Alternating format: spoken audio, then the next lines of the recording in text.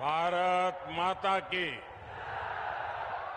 भारत माता की, भारत माता की। चंडिका माई के ई पवित्र धरती के गोड़ लाग छिए। अंगराज कर्ण के ई भूमि के प्रणाम करी छिए। मुंगेर की ये धरती स्वाभिमान की धरती है।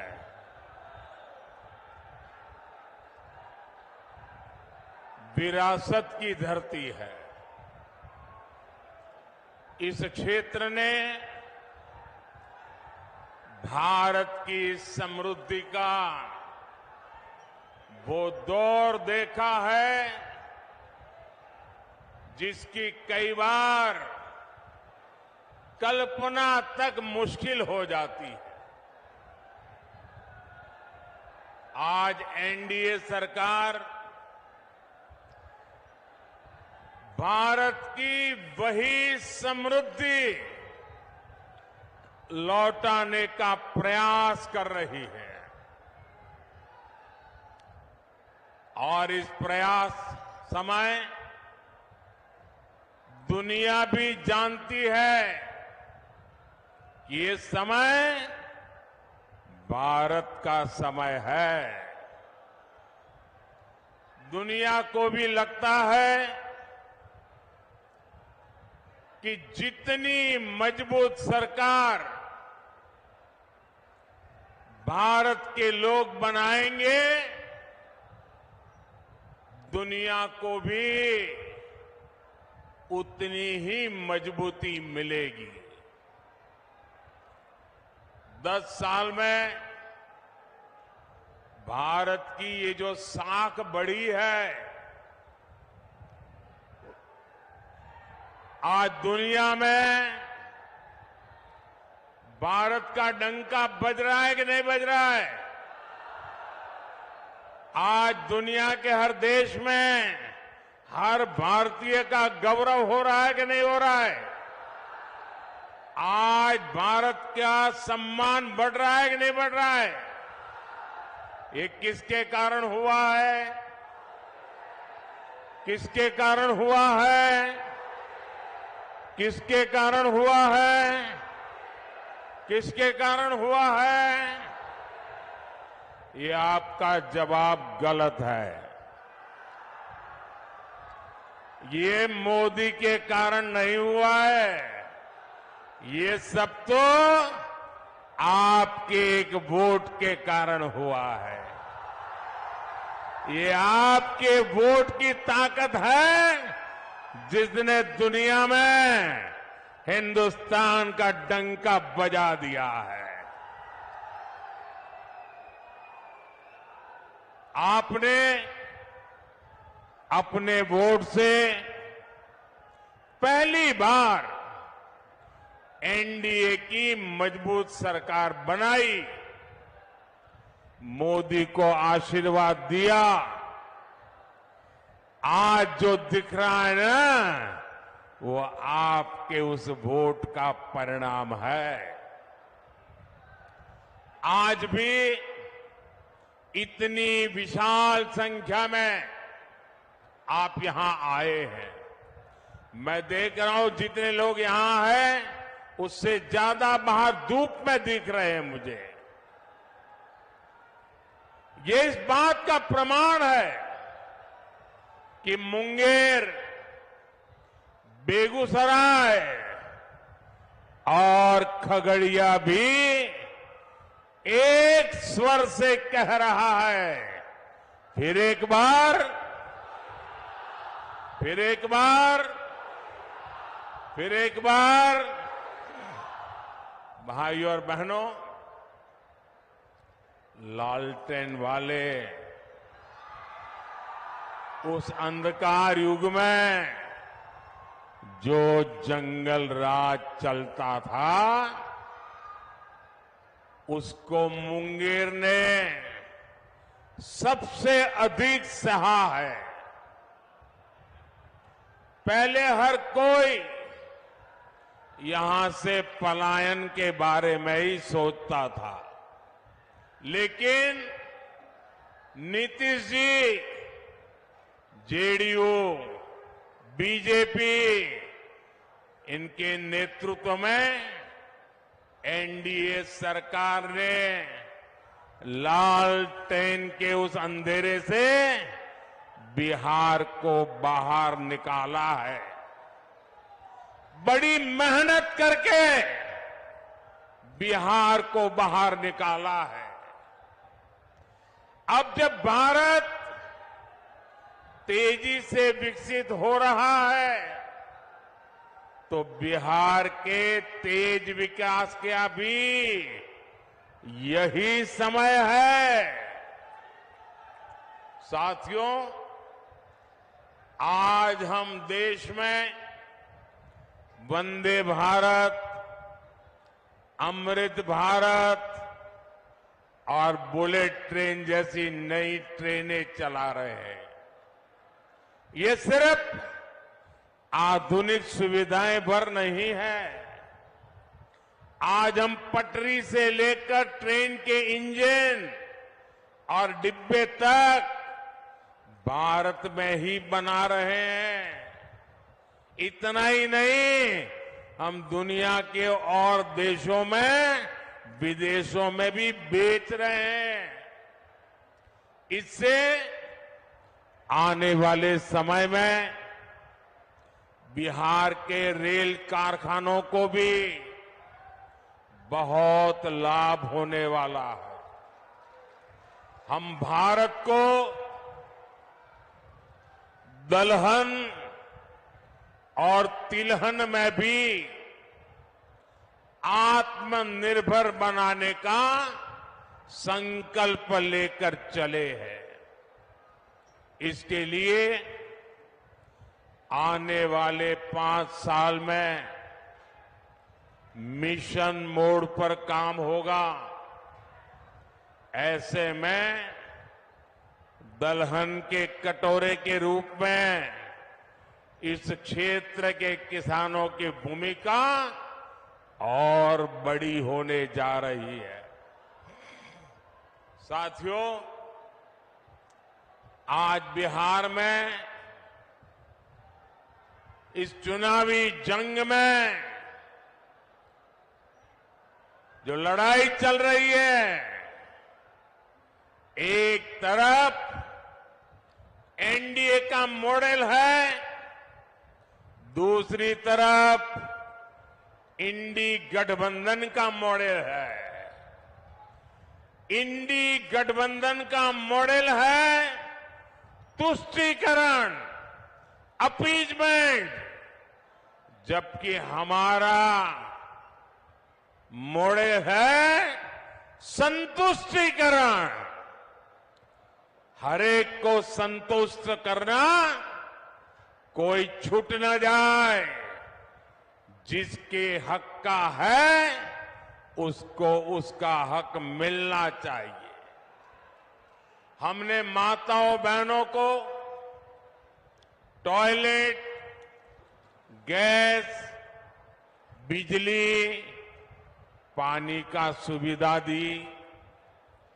हमने मुफ्त राशन और मुफ्त इलाज की गारंटी दी। और कभी किसी को ये नहीं पूछा कि तुम्हारा धर्म क्या है, तुम मंदिर जाते हो कि मस्जिद जाते हो, तुम्हारी जात क्या है।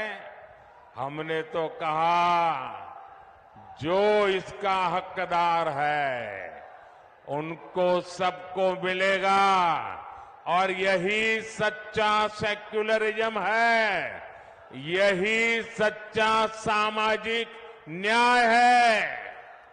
हमने गरीबों के पक्के घर बनाए, वो भी माताओं बहनों के नाम किए।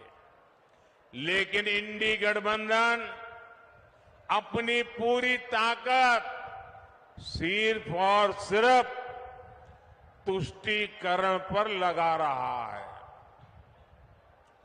कांग्रेस के शहजादे का कहना है कि वो देश भर में, ये जरा ध्यान से सुनिए, ये कांग्रेस के शहजादे ने क्या कहा है और आपके लिए कितनी बड़ी मुसीबत वो लाने वाले हैं, ये जरा समझने की जरूरत है। कांग्रेस के शहजादे ने कहा है कि देश भर में हर परिवार की उसकी कमाई का, उसकी मिल्कत का, उसकी प्रॉपर्टी का सर्वे करेंगे। परिवार के पास क्या होता है? कुछ छोटी मोटी बचत होती है, छोटी मोटी गुमटी, दुकान, मकान होता है। हमारी बहनों के पास कुछ जेवर गहने होते हैं और स्त्री धन तो हमारे यहां बहुत पवित्र माना जाता है, मंगलसूत्र होता है। भ्रष्टाचार करके लोगों को तबाह करने वाली कांग्रेस की बुरी नजर अब आपकी संपत्ति पर पड़ गई है। साथियों, कांग्रेस कहती है कि वो किसानों के घर और जमीन के सर्वे कराएगी और आप पर विरासत टैक्स लगाएगी और कहते हैं वो एक्सरे निकालेंगे हर एक का, हर परिवार का एक्सरे निकालेंगे। यानी आप अपनी पूरी संपत्ति, आज तो आपके पास जो भी है, मरते समय आप अपने बच्चों को दे देते हैं। कोई लिख करके जाता है या मरने के बाद उनके बच्चों को मिल जाता है।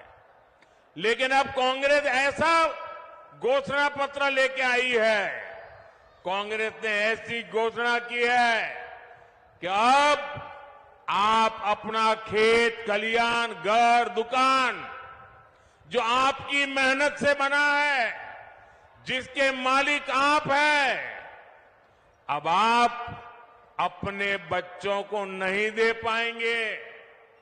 कांग्रेस का कहना है, शाहजादे के गुरु कह रहे हैं कि अब उसमें से आधे से अधिक कांग्रेस सत्ता में आई तो वो उसको हड़प लेंगे।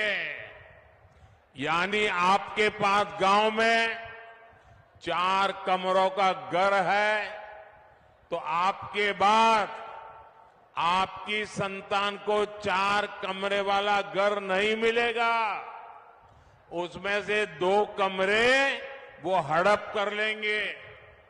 मान लीजिए किसी किसान के पास 10 बीघा जमीन है, कांग्रेस की सरकार बनी तो 10 बीघा जमीन आप वारसे में, विरासत में अपने बच्चों को नहीं दे पाएंगे। 5 बीघा जमीन आपको बच्चों को देनी है, 5 बीघा सरकार में जमा करनी है। ऐसा भयानक विचार लेकर के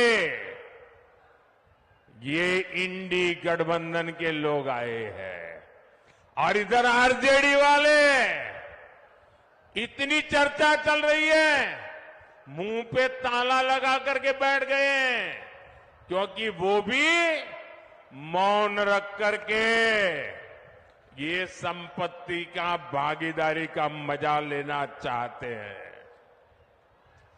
विरासत टैक्स के रूप में कांग्रेस अपनी जो खासम खास वोट बैंक होगी, आरजेडी की अपनी जो खासम खास वोट बैंक होगी, ये जो आपका लूट लेंगे वो उनको बांट देंगे। और इसलिए आज पूरा देश चिंतित है, हर नौजवान चिंतित है, हर बुजुर्ग मां बाप चिंतित है।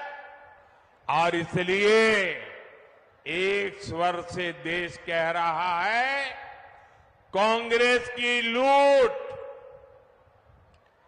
कांग्रेस की लूट जिंदगी के साथ भी, जिंदगी के बाद भी, मरने के बाद भी लूटेंगे।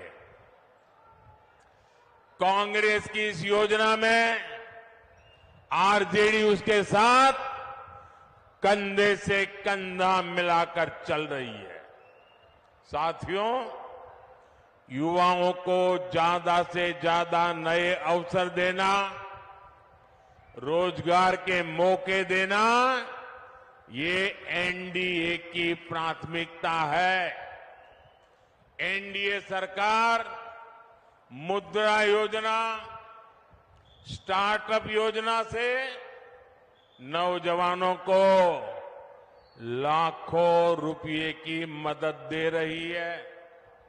मकसद यही है कि देश के युवा अपने स्टार्टअप शुरू करें, अपनी कंपनियां खोलें, अपने इच्छा अनुसार काम शुरू करें।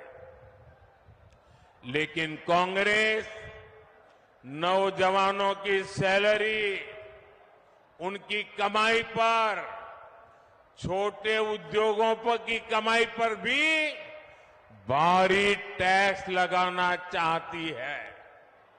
भाइयों और बहनों, इंडी गठबंधन की दूसरी योजना तो और भी खतरनाक है और ये भारत के संविधान की भावना के विरुद्ध हमारे पूर्वजों ने महीनों तक चर्चा करके जो हमारा देश का संविधान बनाया, जिस संविधान को बाबा साहब आम्बेडकर ने लिखा,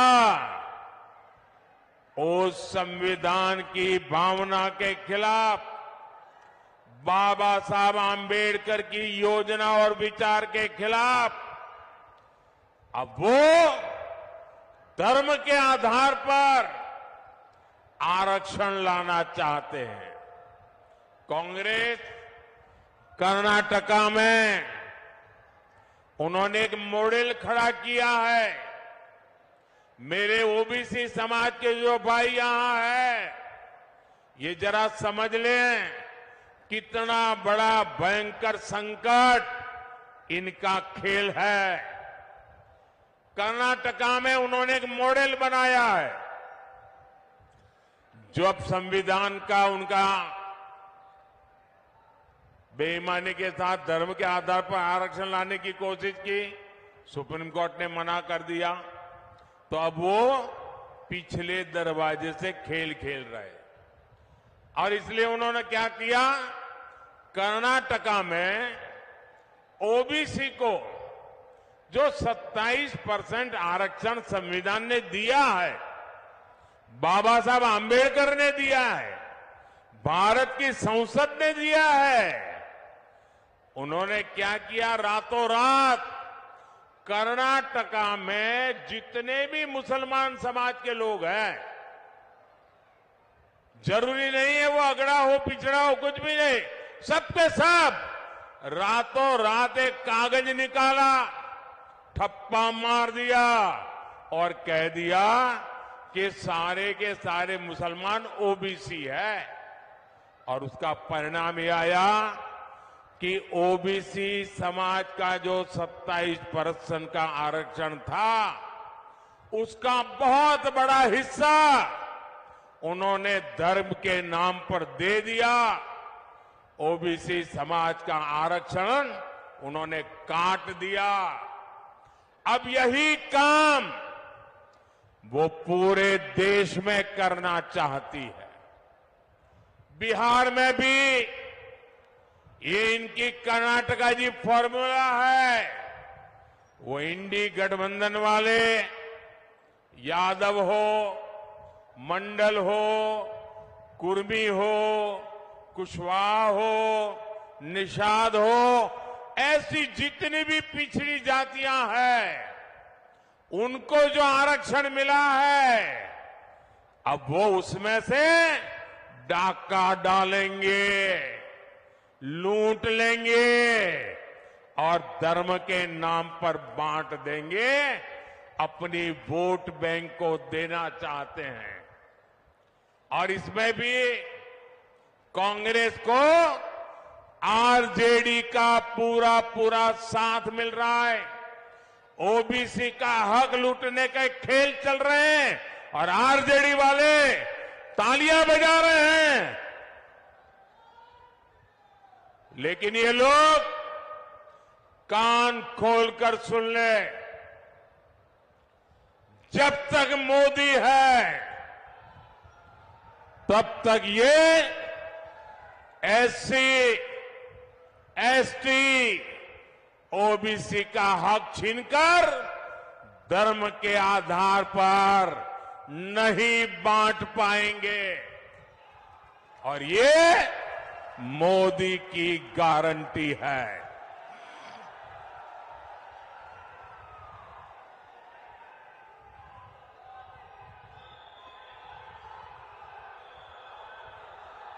साथियों, वोट बैंक की राजनीति के कारण ही कांग्रेस की सरकारों ने हमारी हजारों वर्षों की समृद्ध विरासत की सूध नहीं ली। आज जब मैं गर्व के साथ पूरी दुनिया में जाकर कहता हूं कि भारत लोकतंत्र की जननी है, तो ये आरजेडी, कांग्रेस, लेप वाले मेरे देश की मजाक उड़ाते हैं। ये मजाक सिर्फ मोदी का नहीं है, बल्कि बिहार के महान लोकतांत्रिक इतिहास का मजाक है।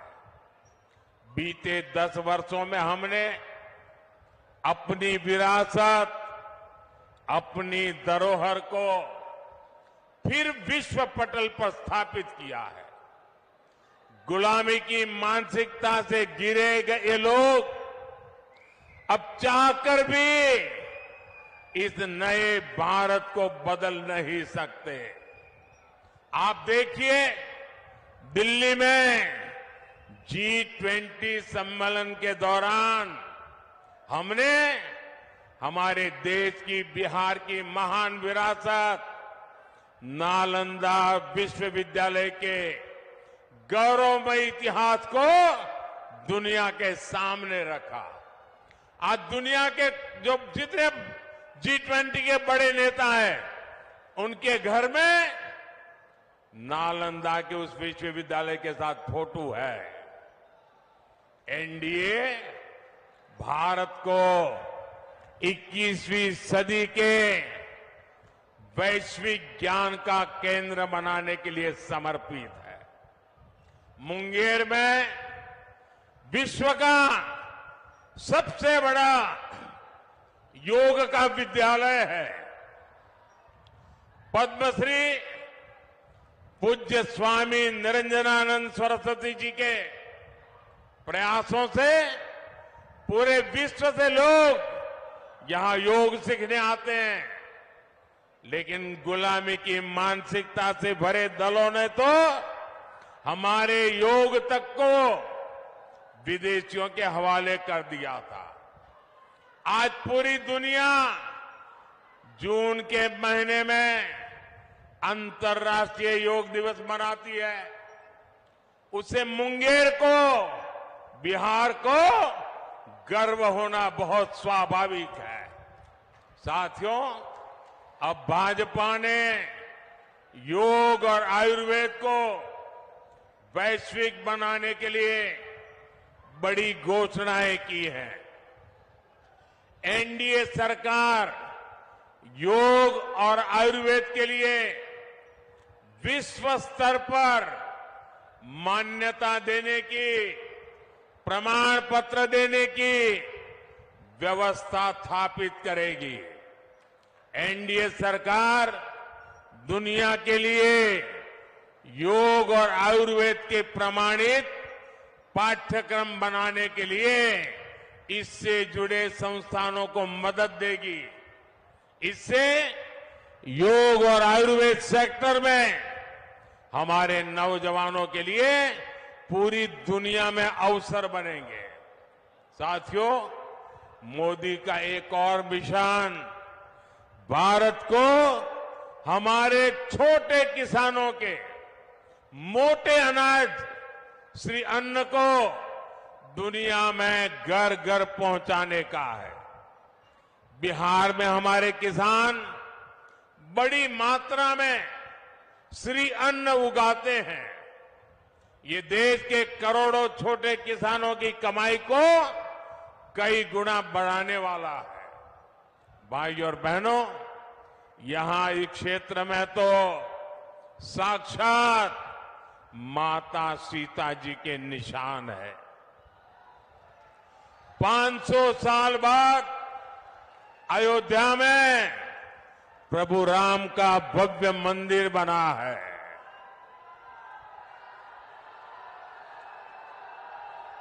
पूरे देश को गर्व हो रहा है, सबको गर्व हुआ और प्राण प्रतिष्ठा के कार्यक्रम में ये इंडी गठबंधन वालों को निमंत्रण दिया, उन्होंने उसे ठुकरा दिया और दूसरी तरफ वो अंसारी परिवार को देखिए जो दो पीढ़ी से राम मंदिर के खिलाफ अदालत में मुकदमा लड़ते थे, मुसलमानों के लिए मुकदमा लड़ते थे, लेकिन जब सुप्रीम कोर्ट का निर्णय आ गया तो उन्होंने गर्व के साथ उस निर्णय को माथे पर चढ़ाया। इतना ही नहीं, श्रीमान अंसारी खुद राम मंदिर प्रभु रामलला के प्राण प्रतिष्ठा के कार्यक्रम में खुद आए, लेकिन कांग्रेस आरजेडी के लोगों ने निमंत्रण ठुकरा दिया।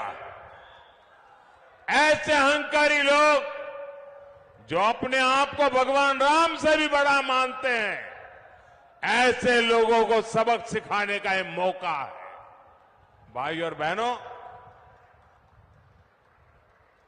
आप सबको ये ध्यान रखना है कि इस बार आपका एक एक वोट भारत के विकास और भारत की विरासत को नई ऊंचाई देने के लिए पड़ने वाला है।